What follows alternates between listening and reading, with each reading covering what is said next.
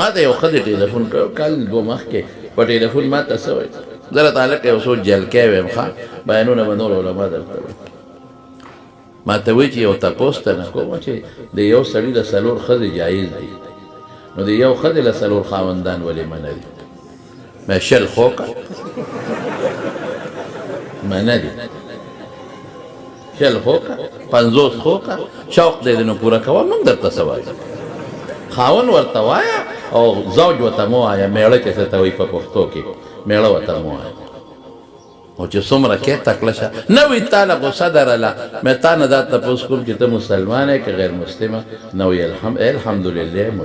الحمدلله زه مسلمان یم مې چې ته مسلمان یې نو قرآن او سنت یو څو دلیل موت آیتونه او یو څو حدیث مې ورته وي نه وي خلک دا تپوسونه کوي ما وی وایرس تا کې پراته دي خلک هسې بانه کوي لکه یو سړي ښځې له طلاق ورکړ مونږ ته ټېلیفونو کې یو سړی دی که داسې طلاق یې ورځي هغه سړی راوله یاره وي ما پرس که ما پرس خو وایه دا باګړو بېغیرته چې ما طلاق ورکړی دی نو ته اوس پکې بل یاد دی بل پرس کې شیطانه وتېری ټیستا چولی دی بل یاد دی دوه کسان او استنجا ته ناست وو چاردان ته نو هغه یو کس پکې باد لاړه اواز والا باد نو هغه ډېر هوښیار و نو بل ته وایي ورورې وایي چې اودس کوې نو جامې غونډوه غونډ مونډ کښې نو هغه وایي خدای دې بې خو بس ټیز دې مو اچو اوس یې په ما راغلی هغه وایي نه ټیز خو ما چولی دی هغه ما چولی زه خو شرم نه کوم بس انسان دی وځي باده خو هسې تا ته وایم چې غونډ مونډ کښېنه او جامې را غونډوه لکه شی په هغه ورتېد زمانونو بنیاد خبرې ته غوږ کېږي ما وی ښه درې جوابه در کوم یو خو دې دغه شو چې دا مې درته ووایي د قرآن او سنت وخت لږ دی هغه دا تاسو ته معلوم دی علما الحمدلله او مې دویم دا دی چې د یو سړي څلور ښځې وي او بچی د څلورو ښځو نه پیدا شي پلار یې معلوم دی چې دغه ګلدین کاکې پلار دی او نسب یې معلوم شو چې دغه یې پلار دی د هغه نه نسب او میراث هم معلوم شو دغه یې مور دی او دغه یې پلار دی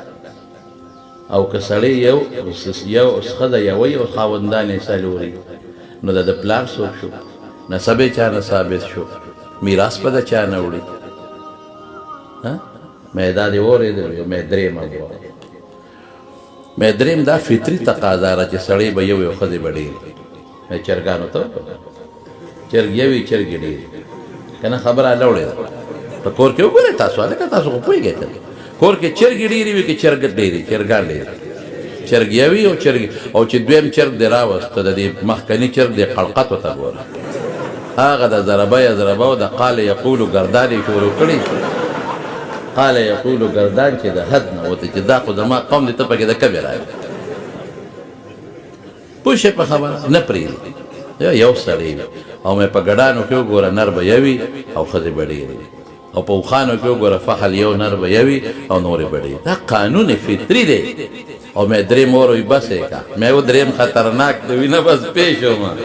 دا څه خبرې